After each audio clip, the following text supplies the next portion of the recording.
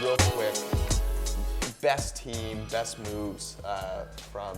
I want to see all My the favorite picks. move is Jerry Tillery.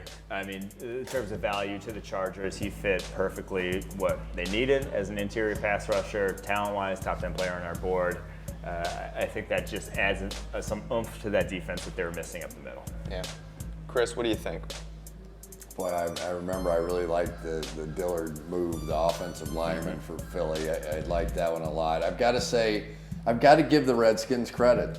You know, the fact that there had to have been a discussion inside that room, and everything we think about the Redskins is that it's you know, they're not patient and they move too soon. They don't here, and they probably get the same player they were looking for if they were going to trade up. Yep. So for all the negative things that people say about Snyder, in this one instance, we should say they got it right. Yeah. I think the Arizona Cardinals taking Kyler Murray at number 1 overall is the best pick in the draft. Thanks, Eric. Just for because stealing my thunder. just because there were question marks and there were a bunch of different ways they could have talked themselves out of it, but ultimately they did the best thing for their franchise. And much like Washington, as Chris said, you know, taking the right player at your pick is the best thing to do. All right, well, since you stole my thunder there, the pick that I think will fly under the radar a little bit but has the potential to change things up, Marquis Hollywood Brown going to the Ravens. I love them adding a weapon in the pass game when so much has been talked about the run game and giving some faith to leverage what Lamar Jackson can do as a passer.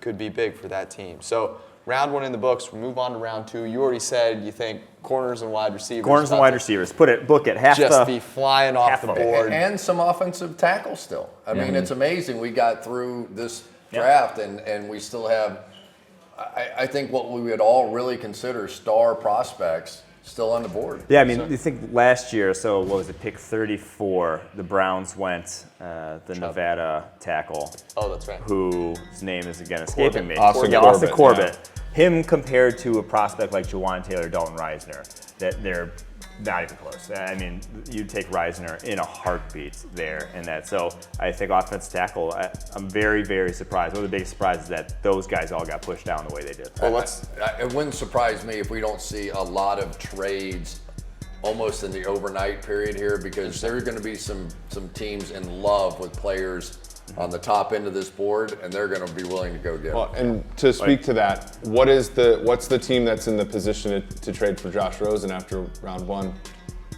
Washington filled the need. Yep. Giants Miami. filled the need.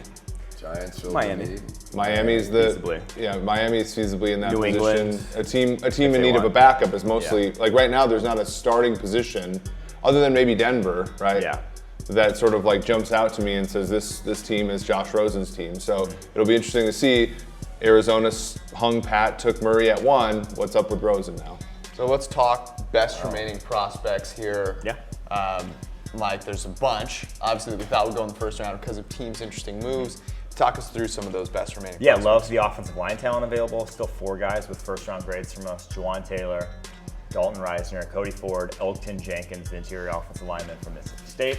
And then a handful of wide receivers as well with first-round grades. DK Metcalf, very surprising to me that he fell. A.J. Brown, J.J. Arcega-Whiteside, Andy Isabella, all first round. So wide receiver, offensive line. You need help offensively. We were talking about the top of the draft. A lot of them needed help offensively. The value wasn't going to be there. Value's there right now. So guys like the Cardinals, guys like the Jaguars, guys like the Bills are in luck here. I've got to say the corners. I still have more questions about wide receivers than I do cornerbacks in this one. And I don't know that there's a great one that you're still going to be talking about. But clearly Greedy Williams, in my mind, I love Justin Lane at Michigan State. Guy a little bigger, 6'2", can run. David Long from Michigan has a lot of experience playing bump and run. Rock Ya-Sin hasn't even come off the board yet. A lot of people had him in the first round.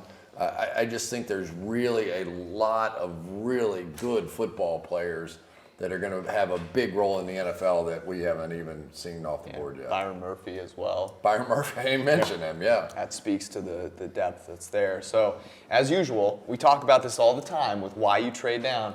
There's so much value to be had in the second round, and that is never more true than it is here, which means we need to we'll be back tomorrow. We need to stock up on refreshments and be ready for tomorrow.